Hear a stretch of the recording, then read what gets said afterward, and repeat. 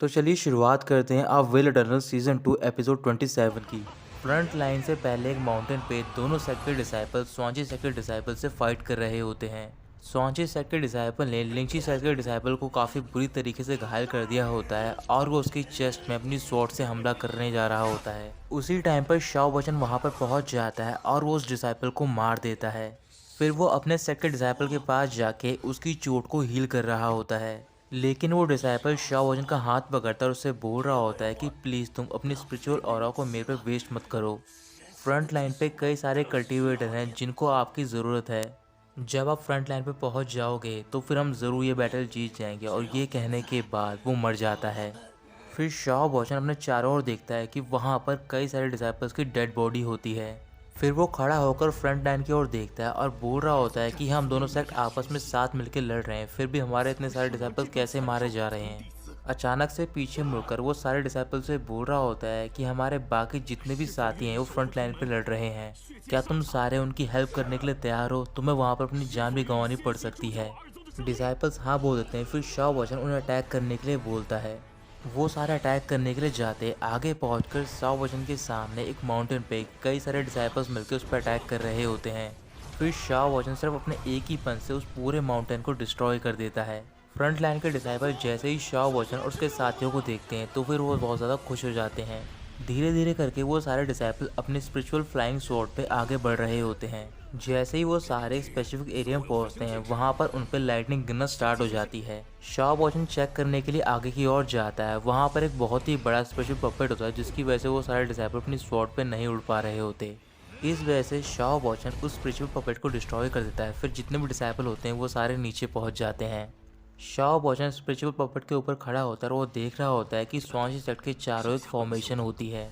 Formation को देखने के बाद शाओ वचन जियाली को ऑर्डर देता है और बोलता है कि तुम अपने साथ कुछ कल्टीवेटर को लेके जाओ और इस क्लाउड फॉर्मेशन को डिस्ट्रॉय करो। जियाली शाओ वचन की बात मान जाता है और वो वहाँ से चला जाता है। इसके बाद शाओ वचन बी हानले और शाओ जफेंग को ऑर्डर देता है कि वो अपने साथ कल्टीवेटर लेके जाएं और अलग अलग जगह पे फैल जाएं।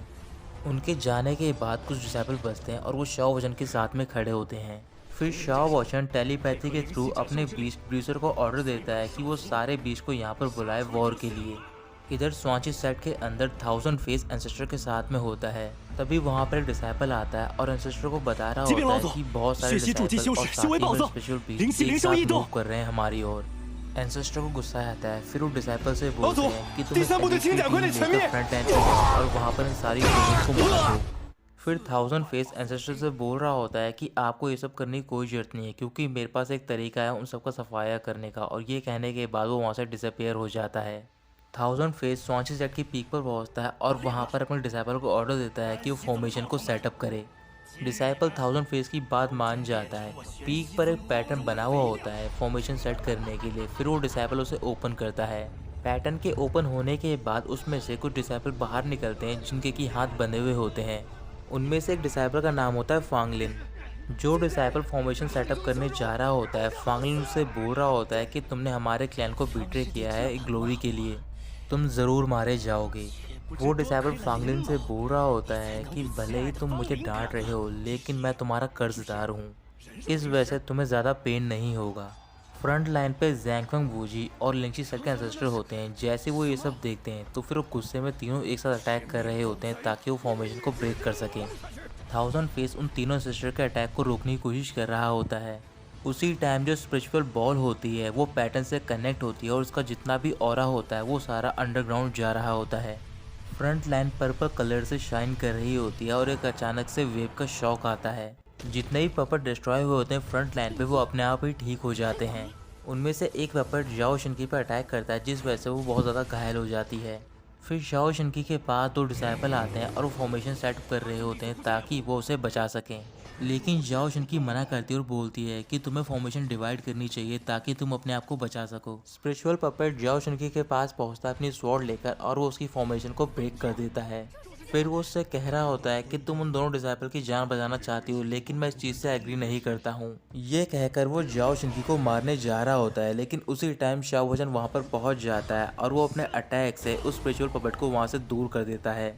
इसके बाद शाओ बच्चन स्पिरिचुअल पॉवर से लड़ना स्टार्ट कर देता है। स्पिरिचुअल पॉवर की जो स्वॉर्ड होती है वो काफ़ी पावरफुल होती है। इस वजह से जाओ शनकी और वो दोनों डिसाइपल शाओ जन की हेल्प कर रहे होते हैं अपना स्पिरिचुअल ऑरा प्रोवाइड करके।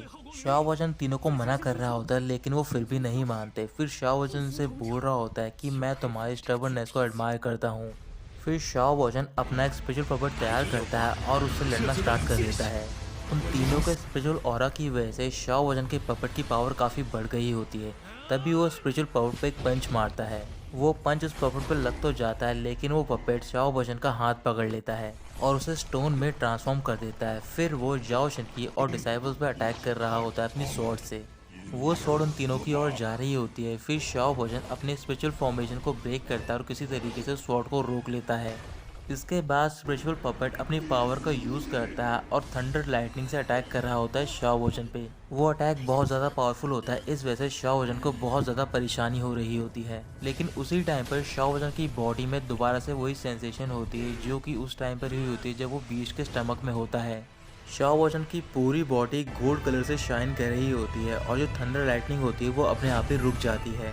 स्पिरिचुअल पपेट शाओ वचन की ओर देखकर बोल रहा होता है कि ये बिल्कुल इम्पॉसिबल है। तुम सिर्फ सेकंड रियलार्म के फाउंडेशन एस्टेब्लिशमेंट कल्टीवेटर हो। तुम ये फॉर्मेशन कैसे बना सकते हो क्योंकि जो उसके ऑरा का प्रेशर है वो थर्ड रियलार्म के को फॉर्मेशन के जितना है। ये कहने के बाद वो अपनी स्वॉर्ड से शाओ वचन पर अटैक करता है लेकिन शाओ वचन इस बार उसकी स्वॉर्ड को पकड़ता है और ब्रेक कर देता है। अब शाओ वचन की स्पीड इतनी बढ़ गई होती है कि वो स्पिरिचुअल बीस्ट कैचअप भी नहीं कर पा रहा होता। इस वजह से शाओ वचन स्पिरिचुअल पपेट को डिस्ट्रॉय करता है और उससे बोल रहा होता है कि तुम सारे स्पिरिचुअल पपेट ह्यूमन लाइफ की वजह से बने हो, इस वजह से तुम में से कोई भी जिंदा नहीं बचेगा। तो दोस्तों यहीं ख़त्म होता है ये एपिसोड।